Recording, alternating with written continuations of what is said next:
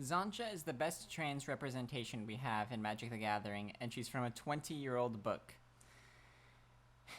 If you're new to Magic the Gathering, though, you may be wondering to yourself, who is Zancha? How can a character I've never heard of be the best trans representation we have in Magic the Gathering? And, well, that's because not many people have access to these old books and the characters within them, and there, aren't any trans characters in Magic the Gathering. Other than Alacia, who smiles at death. At all. As far as I know, as far as I can tell, or, yeah. As I'm recording this, I'm trying to think, and I know that it's Alacia who smiles at death, and Xantcha, and then that core legendary creature is non-binary, and Yahenni, Undying Partisan, is non-binary, like a lot of the Aetherborn are. And so I guess it's really just up to you whether or not you think that Yahenni or Alacia are better than Zancha. But I think that Zancha is definitely better than both of them because she has an entire book for herself. And the only reason I even know anything about Zancha and can even write this essay is because I listened to the Magic the Gathering unofficial audiobooks podcast read Planeswalker, the book she's from. If I hadn't accidentally happened upon that podcast halfway through his reading of the Brothers' War, I never would have learned about Zancha or anything about the book's lore, because I sure don't have $100 to spend on each of these books and time to read them with my eyeballs. Yeah, it's really a shame that Wizards of the Coast doesn't feel the need to distribute these texts that are kind of the fundamental world building for Magic the Gathering, but that's Wizards of the Coast for you. But you may be wondering to yourself also, why are you writing an essay about a character that nobody has heard of from a 20-year-old book? Who is Zancha?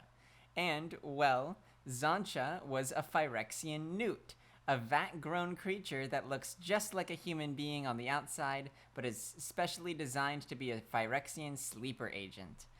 She's like a bug person, basically.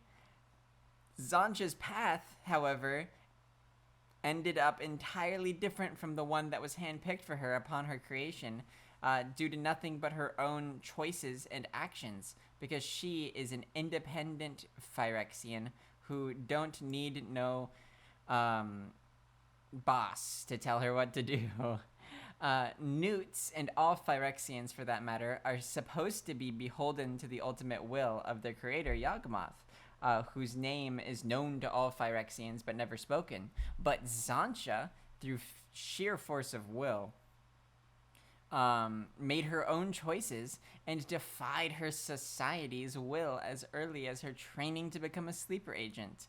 And this ability to choose for herself is what turns Zancha from just a normal person, normal Phyrexian, into her independent, self-made, not really Phyrexian person. She's really, really epic. After becoming free from Phyrexia by choice, after betraying them and blowing up a bunch of her own Phyrexian minions, she became friends with Urza Planeswalker, the greatest enemy of Phyrexia, and traveled the planes with him.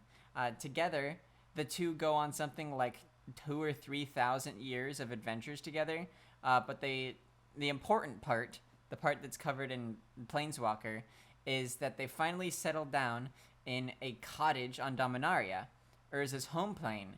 And once settled down, though, Urza gets, he becomes crazy because he tried to 1v1 Yawgmoth, which is a long story. And it's up to Zancha to save him. And since the Phyrexians are trying to invade Dominaria for the gajillionth time, she's got a clock. She's on a clock. She's got to get Urza to stop being crazy so that they can go beat up the Phyrexians and kick them out of Dominaria for the millionth time. And Zancha goes out into town and brings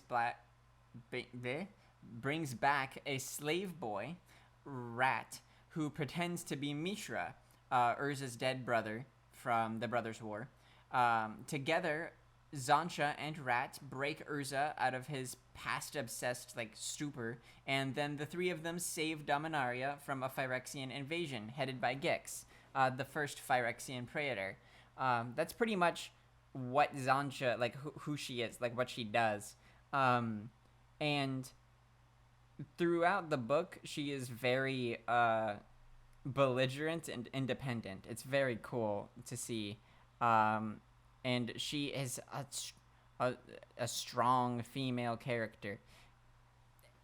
I recommend you read the book if you want more than just a cursory glance. But basically, she saves Urza from being crazy and blows up some Phyrexians, right?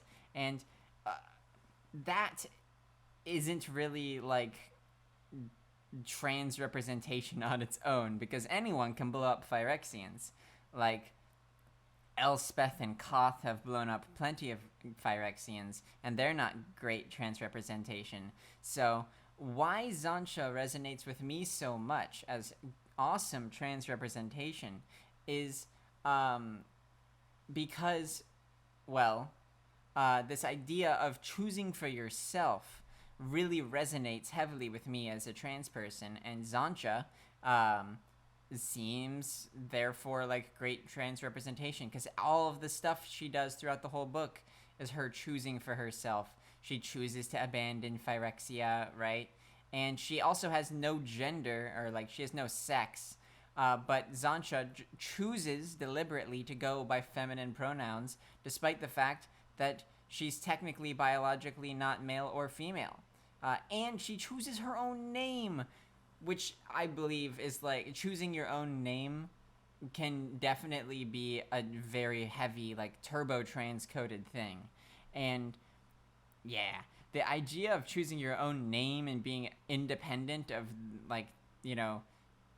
the gender that society expected you to stay with from birth is, the fundamental truth of being trans.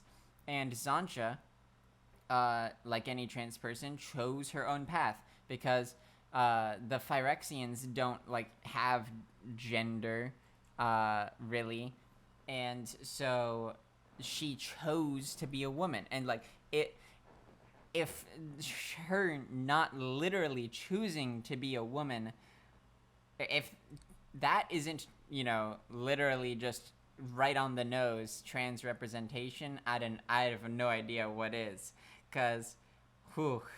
And rather than adopting the name that she was given by those in charge of her, Zancha chose her own name, Zancha. Zancha was her original name, and then they tried to give her a new name, and she was like, no, I'm keeping Zancha. I'm going to keep calling myself that. I believe they tried to rename her Orman Huzra or something, and she was like, no, I will not be Orman Huzra.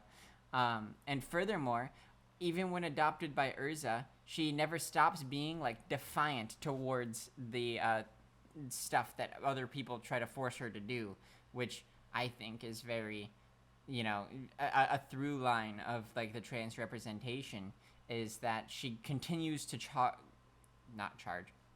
to carve her own path through the multiverse and do what she felt like she needed to do to defy Phyrexia and destroy Phyrexia. She goes so far as to risk her own life by concocting the Save Urza from Being Crazy plan, so that he could help her stop a budding Phyrexian invasion.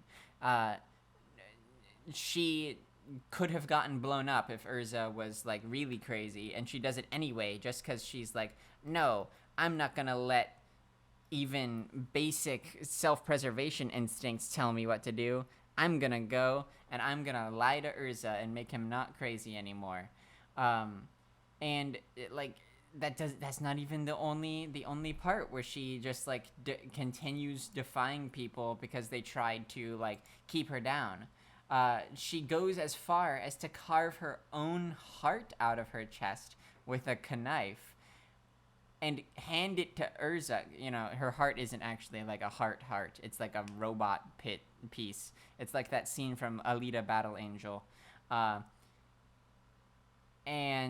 and she just like gives it to Urza to defy him and prove a point, because Urza was being like stubborn, and she was like, hey dummy, I'll carve out my own heart and hand it to you to freak you out.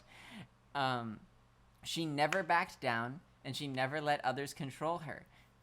It's awesome. She's the ultimate girl boss. And if going from being a creepy bug person that's supposed to be an evil murderer to being a girl boss isn't trans coded, I don't know what is, because I think that becoming a girl boss is the ultimate pinnacle that all trans girls try to achieve.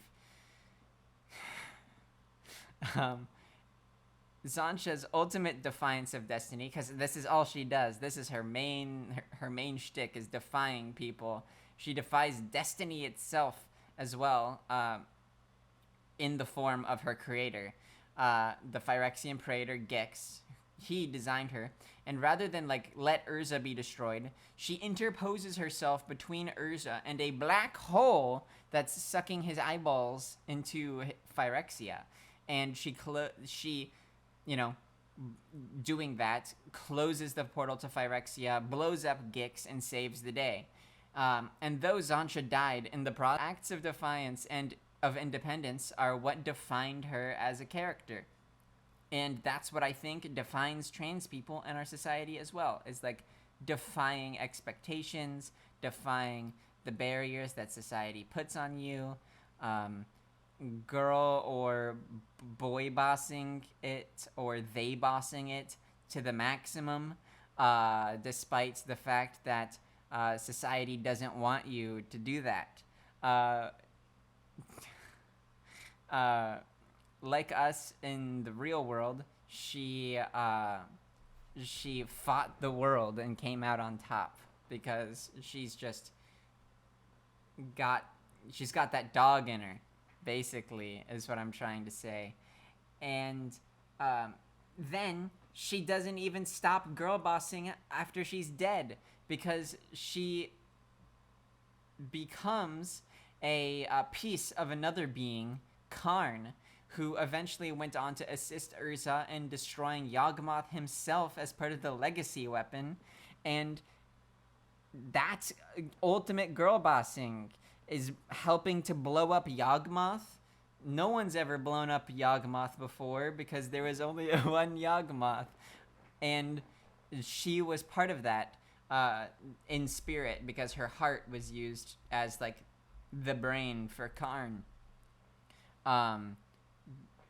Essentially, though, Zancha is an awesome piece of trans representation, and I wish we had more characters like her in Magic, but having Zancha alone is great. Thank you.